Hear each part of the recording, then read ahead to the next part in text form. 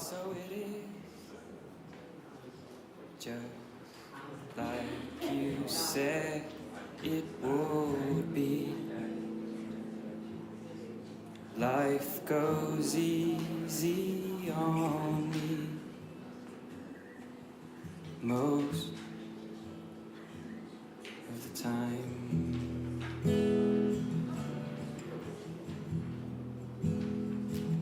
And so it is,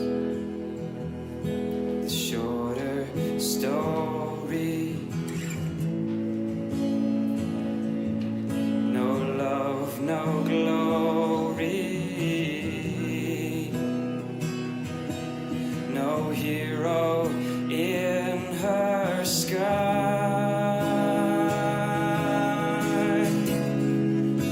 I can't take my eyes off of you.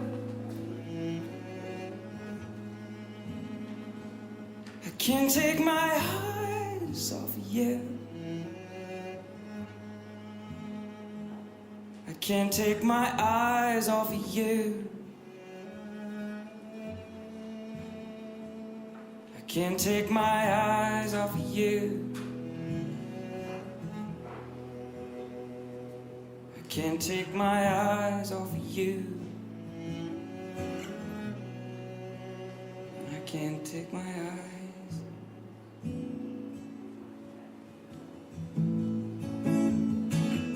And so it is, just like you said it should be. We'll both forget the breeze most of the time.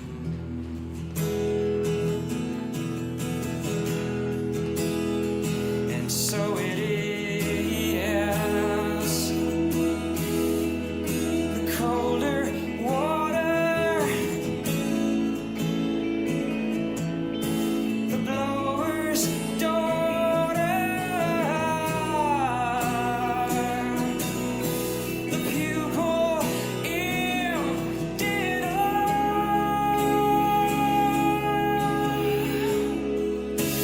I can't take my eyes off of you.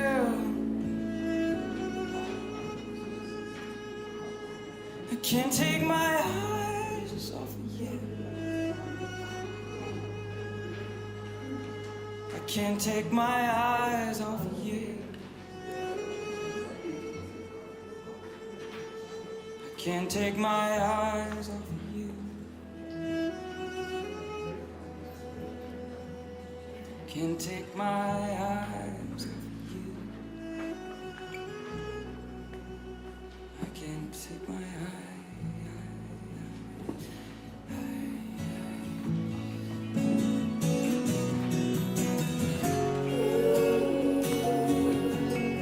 Did I say that I love you?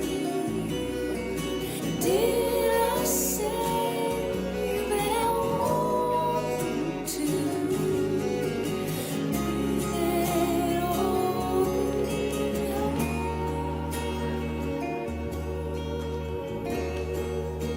No, I can't take my mind off of you.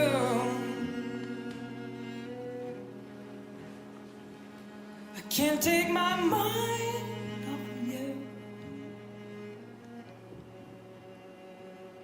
I can't take my mind off of you. I can't take my mind off of you.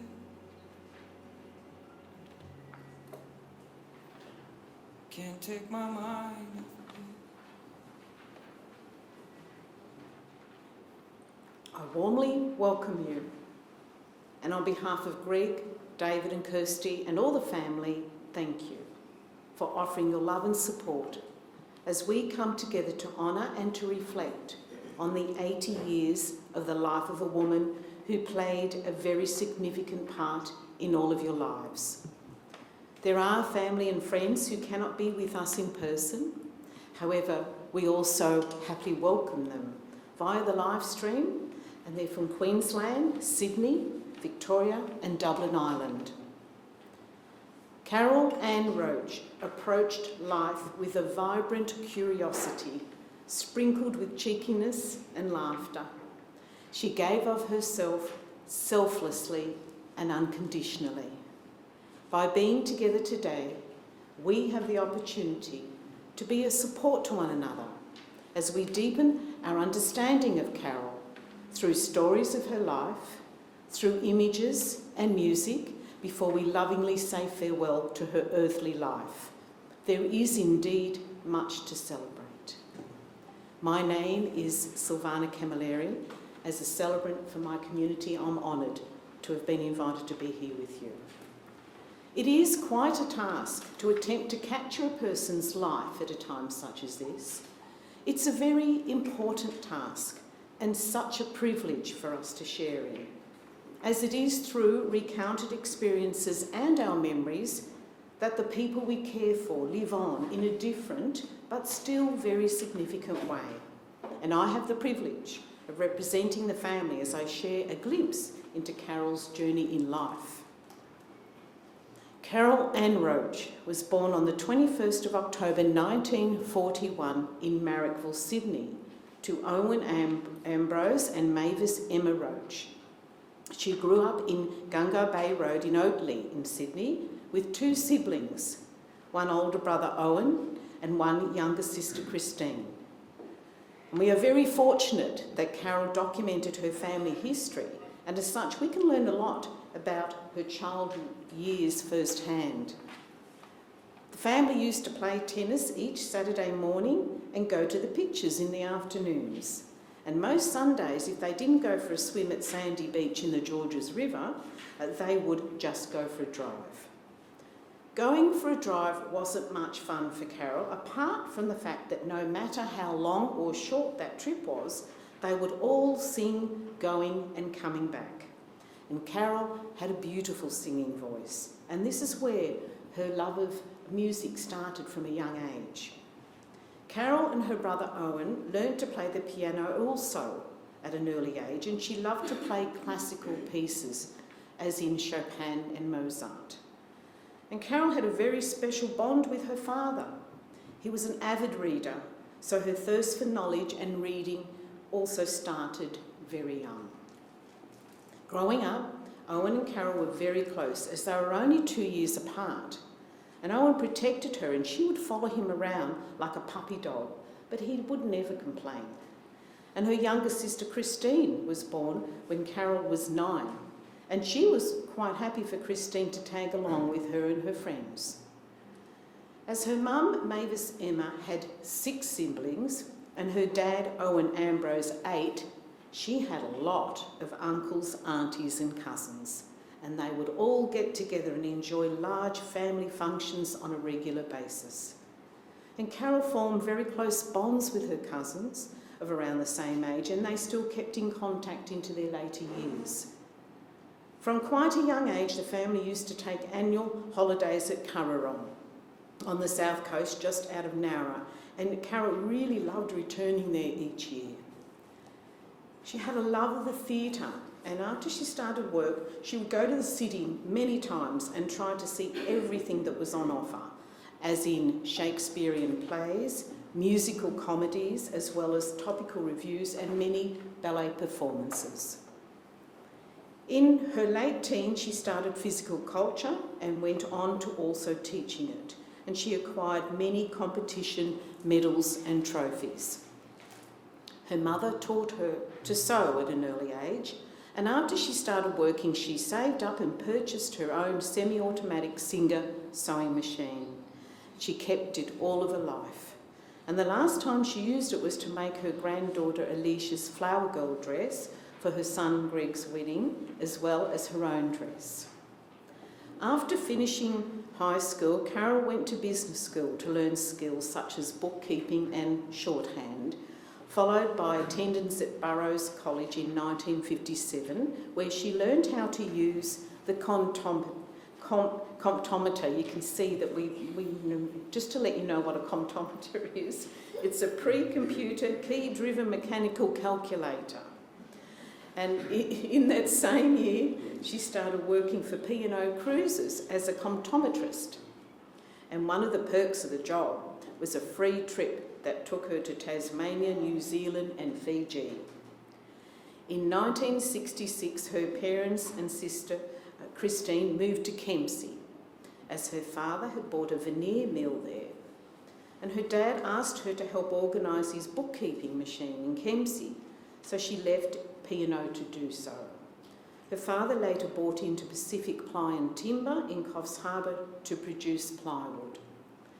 Carole moved back to Sydney to live in Cronulla for a while, and she married John Baird in 1967 and lived in Lakemba for a while and worked for Nestle as a comptometrist.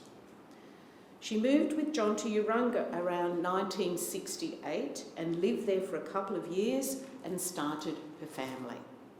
And Greg was born in 1970, just a couple of months after her beloved father Owen Ambrose died in June of that year. Carole and John then bought a house in Hammond Street in Bellingen, where David was born in 1971 and Kirsty later in 1974. They put a lot of time into making improvements on the house, which was undone by the Bellinger River flood of 1974, when a lot of memorabilia was destroyed. Carole and John parted ways, and Carole and her children moved to Jean Street in Coffs Harbour around 1975, where they spent many happy years and made a lot of memories as a family until all the kids grew up and left home, and Carole sold the home in the late 90s. Carole had a thirst for knowledge and reading, and she continued to enjoy the cinema and movies. She loved music, was a beautiful singer and played piano. She also taught her grandchildren to play the piano. She was a great photographer and took a lot of images of landscapes as well as lots of family photos. She painted, loved the water and beach, and her favourite swim spot was Moonee Beach and watching David and Greg climbing the big pine trees when they were there. So I'm glad you survived that. Carole would take early morning walks along the jetty foreshores, did Tai Chi, meditation, and had an interest in numerology and spirituality. Carole just loved being a grandmother. She delighted in picking up and ferrying the grandkids around after school and to work, and she would grab every opportunity to spend time with them. Carole loved family barbecues down at the jetty foreshore, or just being at home watching all the kids running around and playing and just spending time with the family. Christmas time was especially enjoyed as she was surrounded by all her kids and grandkids. Carole also loved going to lunch with her best friend Liz every weekend at Coffs RSL and going to the movies together. Carole's children tell us that she was a wonderful single mum, extremely supportive, and would be on the sideline of many sports the kids played, including hockey, softball and little athletics, cheering each of her kids on. They said, "We never had a lot, but we certainly had a lot of love." There's nothing better than that, is there? Carole's family describe her as very beautiful, caring, extremely kind, selfless, independent and proud. She loved driving around and would never want to trouble someone or put them out. She would give her last dollar to you if you asked for it. And she was funny, happy, carefree and always laughing. And Carole instilled a love of cooking in all three of her children, and they are individually very good adult cooks. That's lovely to hear. Carlo also played an important part in Carole's life, and they met through a group called Parents Without Partners in the late 70s. Even though Carlo didn't have any kids, he wanted to go along anyway to meet somebody. And he was successful. Carole and Carlo became very close, and he was her longtime companion and partner and special friend. And together they set up Carlo's Pizzeria, a restaurant in Coffs, for a number of years. And Carlo would make amazing pizzas, and at night Carole would help waitress. And there was also a period when the restaurant was operating in the arcade across the road from Coffs Harbour Club that Carole ran a coffee shop during the day. And she made the best scones, jam and cream, and that's where her love of cappuccino began. Carole and Carlo loved going out dancing each weekend at the RSL. And there was a regular band that would play there, and they would always play the song Oh Carole, especially for her. After selling her home in Jean Street in the late 90s, Carlo had returned to his family home that he'd inherited in Italy, and Carole travelled to Italy twice to visit him and lived there for a number of months with Carlo. Well, she just loved taking the day trips, travelling around Italy and discovering the little Italian villages and taking numerous photos of landscapes. Living a minimalistic, idyllic lifestyle in a small village, 1 hour out of Rome. Carole developed a love affair with old rocks, and she simply loved all the Roman ruins. I just love the way you call Roman ruins old rocks, which is probably the truth. And she came back with hundreds of photos and lots of marvellous memories. So in and all around 1992-93, Carole's mum, Mavis, became unwell, and Carole moved into her home at Prince James Avenue in Coffs and looked after her mother for a long time until she was unable to do so, and her mother was put into the care of a nursing home and later died in 2001. During her child-raising years, Carole volunteered in the social welfare field, and this included the neighbourhood centre, where she also completed a number of short courses that were on offer. And the courses inspired her to more learning, and she turned to TAFE and completed a 3-year welfare certificate and advanced certificate course, and Carole then applied to study externally through the UNE. As well as her interests in the welfare field, she had a passion to learn more about biology. Her degree was therefore shared between sociology, psychology, and human bioscience. And into her second year, leaving 3 teenagers with their grandma to attend the compulsory residentials just became too hard. And she eventually studied for an associate diploma in welfare, social welfare through TAFE. The qualifications did give her paid work with the neighbourhood centre, where she met her best friend Liz in 1984. And later on, Carole helped set up the Disabilities Resource Centre and also became the coordinator of the centre. In her later life, she enrolled in U3A and took many classes in art, politics, current affairs, and thoroughly enjoyed it. It's very obvious that Carole led a very full and vital life. And we thank the family so much for bringing their mum and their grandma's story to us. And the family have asked me to thank Coffs Home Support Services, who helped Carole at home for the last couple of years, and the Coffs Palliative Team for late last year, and Opal the Grange Nursing Home for Carole's last few months. Carole is survived by and missed by all who knew her, and in particular her children, Greg, David and Kirsty, and her grandchildren, Caitlin, Alicia, Tamara, Annalise and Robert, and great-grandchild Tiger, and of course, grandpuppy Bentley. We can't leave Bentley out, no. Every person touches our lives in a very individual way, and it is by sharing in personal tributes that we can deepen our understanding of Carole even further, and her family can be supported by us as they share their thoughts and their feelings. So I'm going to invite David to come up now, and he will be followed by Kirsty and to share their own personal tributes.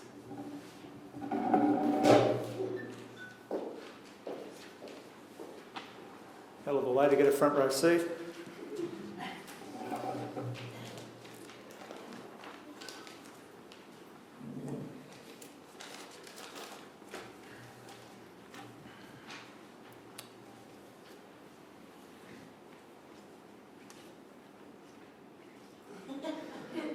Who was this woman? A perfection of God's work, a most generous soul, beautiful both inside and out, the warmest of smiles, kindest of heart, and lived without a bad bone in her body. All ways that we could describe this woman. Who was this woman? Someone that had many talents. She was the queen of making people feel good. Held a master's degree in giving the best hugs possible, and had a black belt placing everyone's needs over and above her own. Always. Who was this woman? To many, she was a great friend and very well respected. But to Greg, Kirsty and me, she was our mother. The best mother in the world. Further to this, and to some of our closest childhood friends, and some of which are here today, she was like a mum as well. Anyone that walked through the front door was always made to feel welcome. The dictionary describes the word mother as being a female parent. For us, the word means far more. For us, she was our everything. My name is David, and I had the pleasure of being a son to the amazing person that we honour here today. If it's okay, I'd just like to briefly describe what Mum meant to us with a couple of little stories.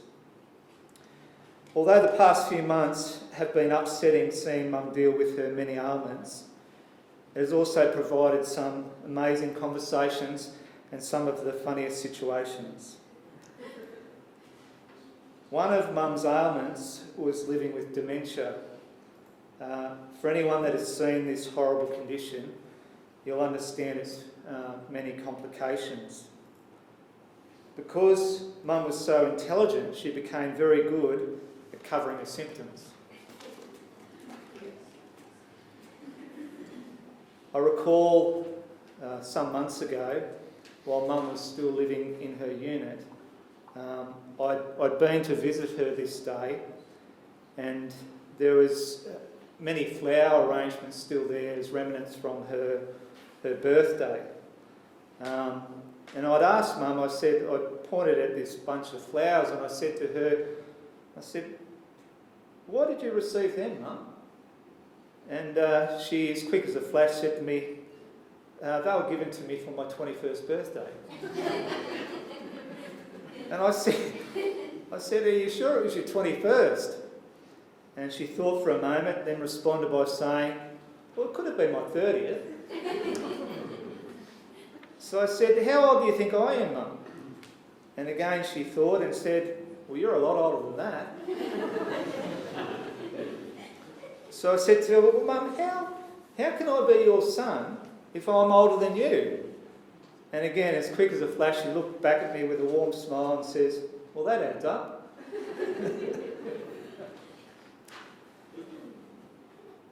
Liz Nogin, one of Mum's great friends, recently reminded me, as we were heading back from the nursing home after we visited with Mum, the high level of love that Mum had for her children.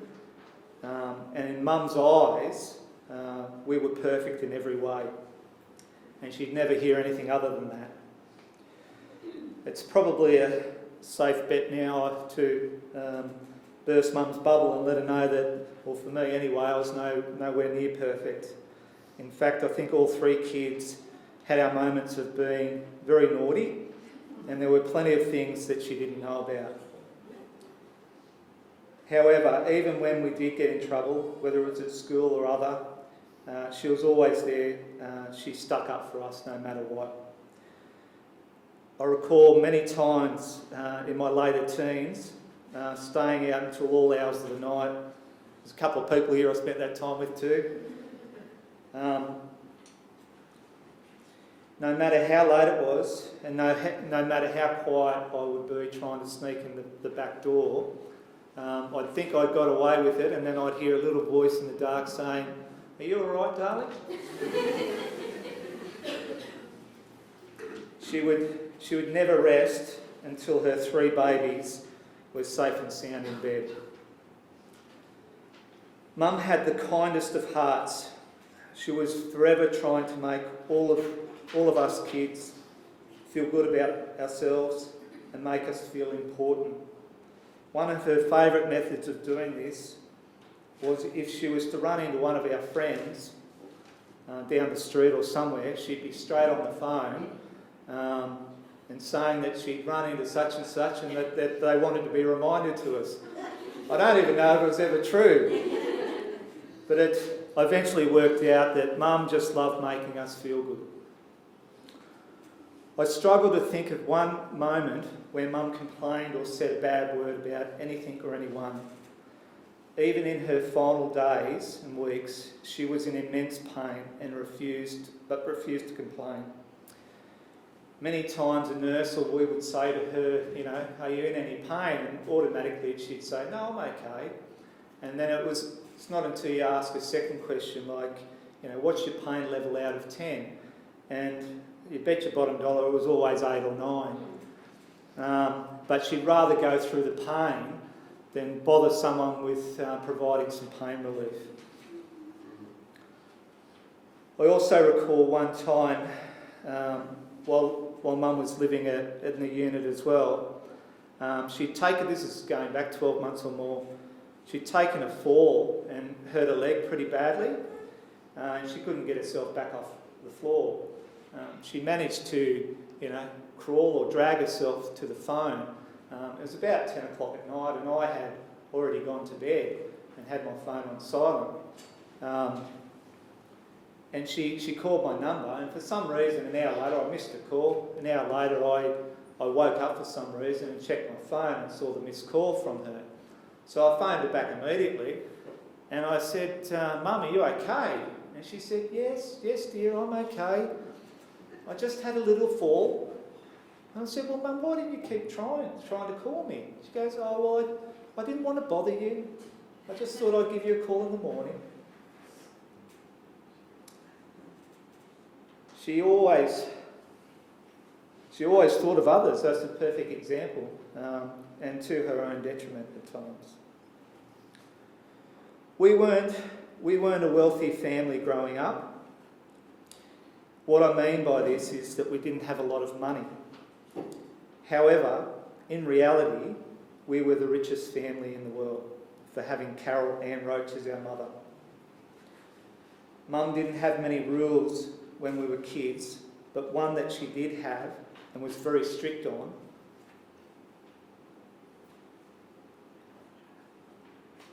was for everyone to eat at the dining table. As much as we would fight her on this rule and not understand at the time, I now appreciate the importance of sharing a meal. Some of my greatest memories of Mum and family revolve around the dining table, and I'd give anything to have one more meal with her. I love you, Mum.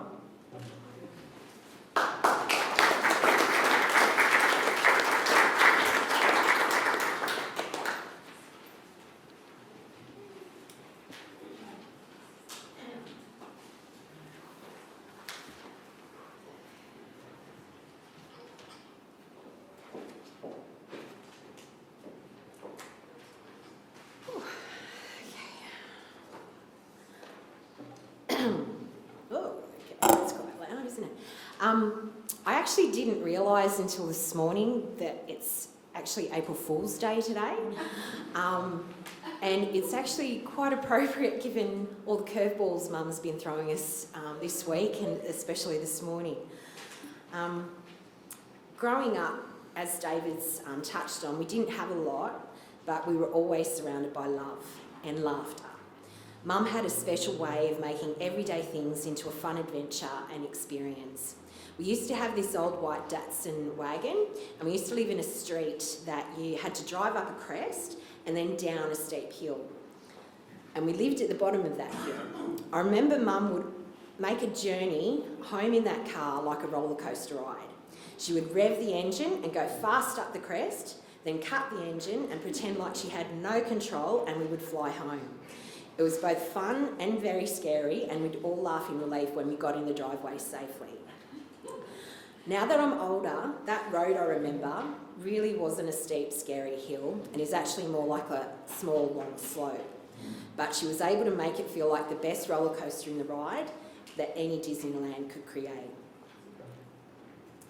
Mum was quite a cheeky character and always very happy, and I guess you'd say quirky, funny character at times. She would do little jigs to get a laugh, sing embarrassing tunes, and had her own unique little sayings like, God love a duck, wacko, hunky-dory, radio Joe, toodaloo, and Madam Kafoops, the name she gave me when I was a kid.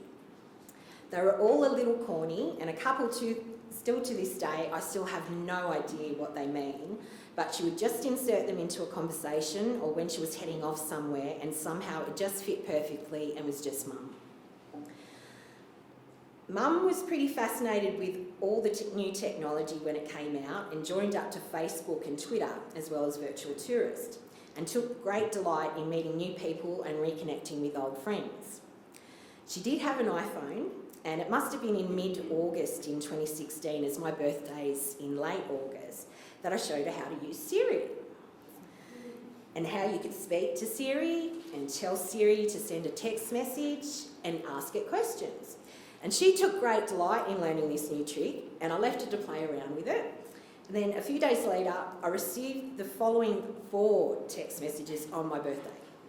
First, send text. Second, text message to. Third, Kirsty. Fourth, happy birthday, Kirsty. It was actually yesterday when the girls were around, Alicia, we were talking about how she just couldn't get a grasp on the technology like that. And she showed me a Facebook post that she did on a wall. Instead of tagging me into it, she'd actually wrote a message on a wall, Kirsty, can you please call me in 2 hours? So I never got that message, so I really hope it wasn't anything important.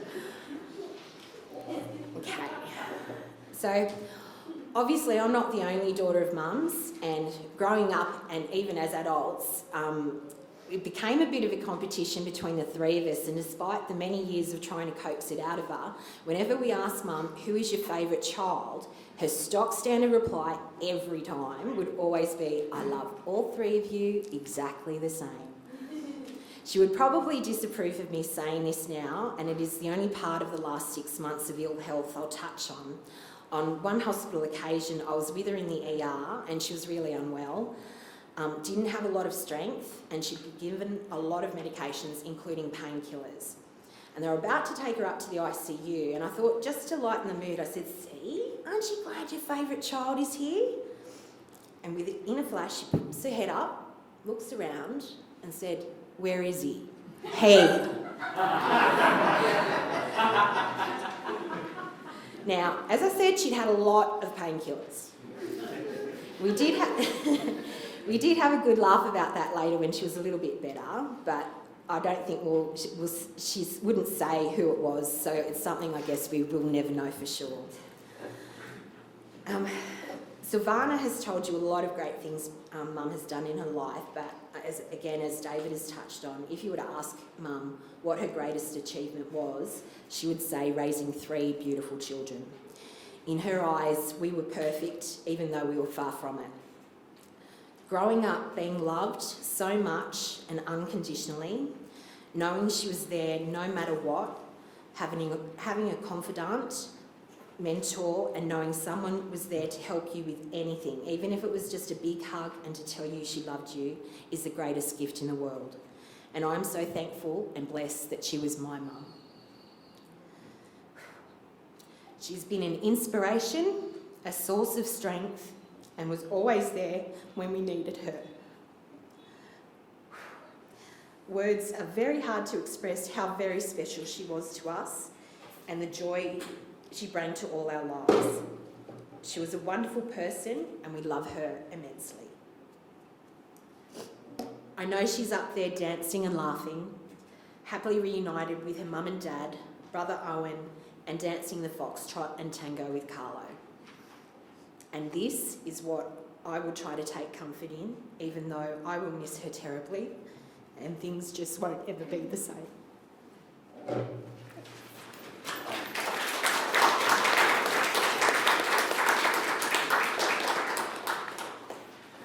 What a remarkable job you both did, all of you, for your tributes. But I do have to agree with you, you have received a very special gift. To have a mum with unconditional love like that, not everyone has that experience. So how beautiful that you're honouring that today. Granddaughter Alicia is coming up now with a tribute that'll be from all the grandchildren, and also a song called Beloved by Mumford and Sons. Thank you, Alicia.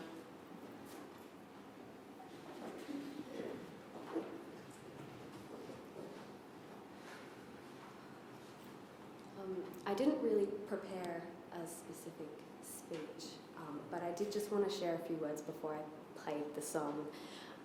And the reason I wanted to play a song today is because, as you all know, Carole was a great lover of music and dance and just art in all of its forms. And for as long as I can remember, as far back as I can remember, there was always music and art shared between her and all of the grandchildren. Whenever she would take care of us, she would always bring her art supplies so we could paint or draw, and she would always be playing music, and she always made each one of us feel like, and this is taking words from Caitlin, whatever art we created was on the same level as Picasso. I wasn't a particularly good painter, but she would always tell me, you can do it, I'll get you the supplies. And she wanted me to teach Tamara guitar. Even though Tamara hadn't had any training, she was like, well, we'll get her one and you can teach her. She'll be beautiful. But yeah, I wanted to say a few words on behalf of us, that she instilled music and art and beauty into our lives. And I'm just going to play a song.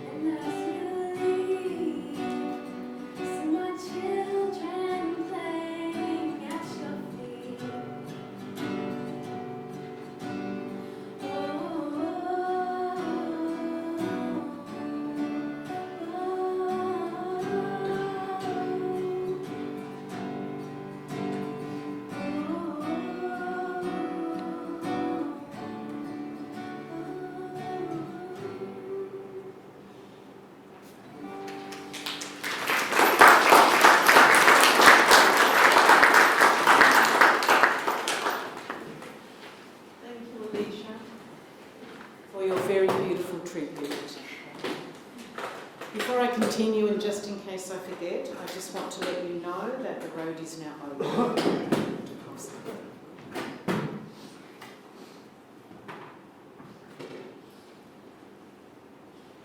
Thanks, Alicia. I have the privilege of sharing Carole's sister Christine's personal tribute. She was a good big sister, particularly being so much older than me. She used to take me swimming and let me tag along when she was with her friends and even her boyfriends. She took me to the Easter show once and Luna Park. She spent a lot of time babysitting me in the early years, and she was very good to me in the last 18 years, particularly after getting out of hospital after I was so unwell for so long. She was always there for me when I needed help during some difficult times. We went to art classes together and regularly had fish and chips down the jetty. I have lovely memories and am very appreciative of my sister. I also have the privilege of speaking on behalf of long-term friend Liz Nolan, who's here with us today. Carole was a very loving, kind and true, genuine friend of almost 40 years. She was a quiet and private person and the sort of great friend that would only give advice if asked, and then it was good and sound. Carole had a very great sense of social justice, and you could see that in her work. She stood by me and supported me physically and emotionally as I fought for my son's rights over 15 years, knowing it was fighting for the rights of all people with disabilities. Carole had really good listening skills and responded with love and kindness. She certainly slowed me down with her gentle nature, and I'll always be grateful for her friendship. Thank you, Liz. Our next tribute is from good friend Anne Schultz, and she's joining us via the live stream. I have very fond memories of our rather haphazard friendship over the years and some very interesting conversations along the way. And I will always remember her as one of the most loving and generous persons I have known. Thank you, Anne. For our final tribute, I have a message for you, Kirsty, and it's from your brothers, Greg and David. They just want to thank you so much for all your help with your mum over the last 2 years, and particularly in the last 12 months. They really, really do appreciate it, and now you understand why I didn't say this before. Or why we said to David, do not really cry. So I was given that task on behalf of Greg to say they really, really appreciate you. I think you'll all agree that it's been very special sharing in the stories and all the beautiful personal tributes to a most remarkable woman. So please now enjoy a visual celebration of Carole and her life, and it will be accompanied by one of Carole's favourite artists, Andrea Bocelli.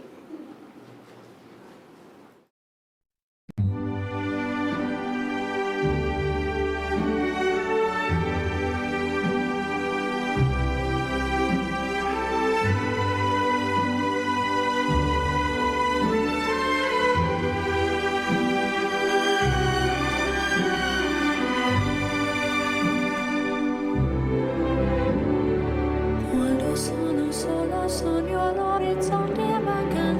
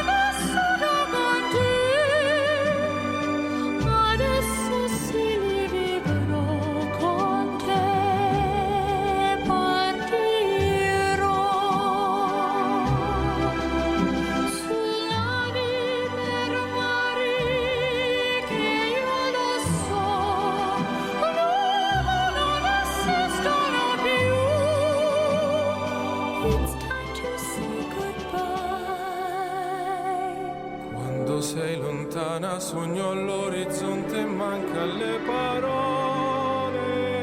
E io sì lo so che sei con me, tu mia luna, tu sei qui con me, mio sole, tu sei qui con me, con me, con me, con me. Time to say goodbye. Paesi che non ho mai veduto e vissuto con te, adesso sì li vivrò con te, partirò su navi per mari che io lo so, non esistono più, con te io li vivrò, con te partirò su navi per mari che io lo so, non esistono più, con te io li vivrò, con te partirò.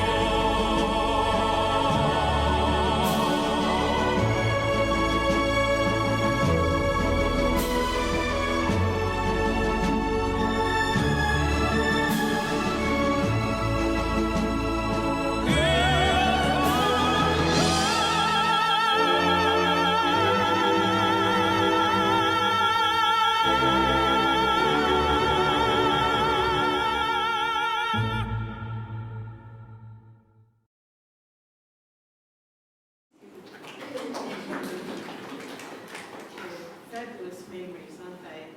And they'll always keep Carole close to you, those images. I have no doubt that Carole was most appreciative to have all of you in her life, and it's for that reason that I wish to be a voice for her. And with a message back to you all, and it is in the form of a reading, I'm always with you. And yes, you have. Wish you. When I am gone, release me, let me go. I have so many things to see and do.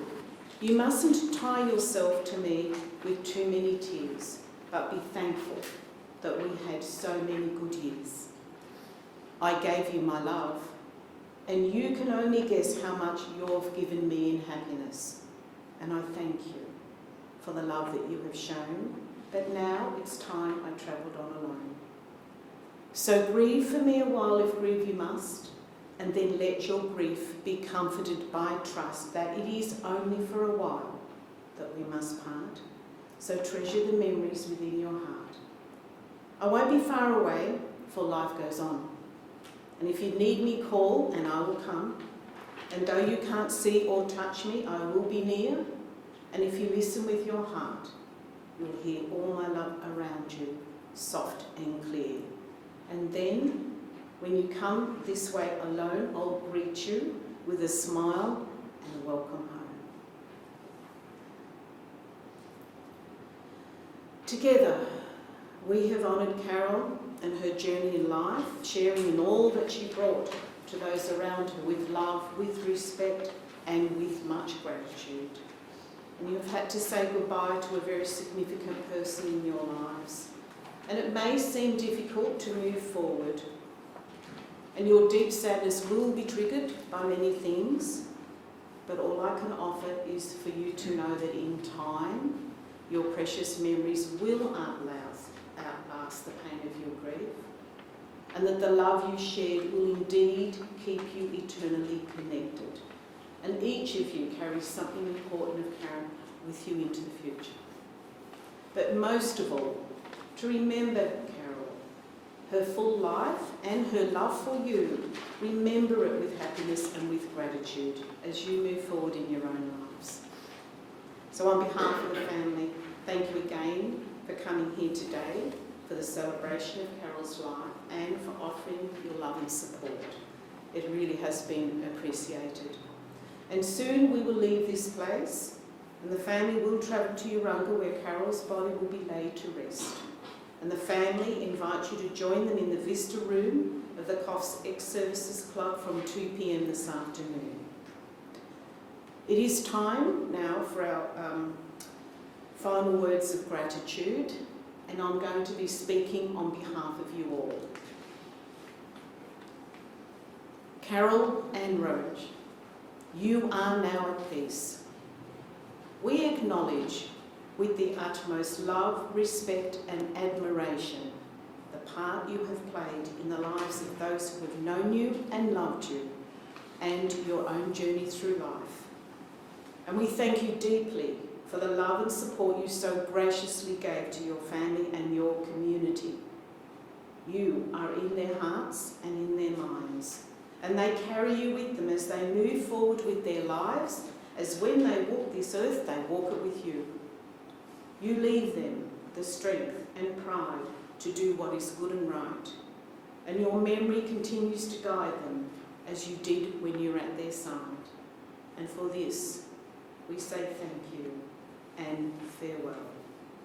Our love is with you, Carole, as you reunite with those that have gone before you, and as you are embraced by infinite love. Could I ask you all to please stand now